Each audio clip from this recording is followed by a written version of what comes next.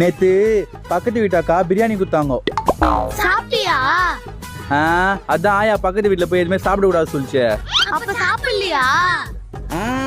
ஆயா பக்கத்து வீட்டுல தானே சாப்பிட கூடாது சொல்லிச்சே, அதனால நான் அதை வாங்கிட்டு வந்து இங்க சாப்பிட்டேன்.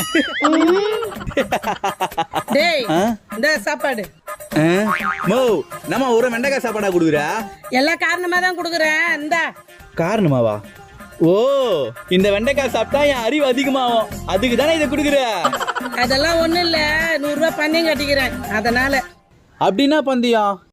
அதுவா, பக்கத்து வீட்டுக்காரி உன் பையனுக்கு வெண்டைக்காய் கொடு மூளை வளரும்னு சொன்னா. வெண்டைக்காய் இல்லடி, வெண்டைக்காய் தோட்டமே தந்து குத்தா கூட என் பையனுக்கு மூளை வளராதுன்னு நான் சொன்னேன். அதுதான் பந்தயம். சீக்கிரம் சாப்பிடு, 100 ரூபாய் போய் நான் வாங்கிட்டு வரணும். பரவாயில்ல விடு, என்னால ஒரு 100 ரூபாய் வந்தது.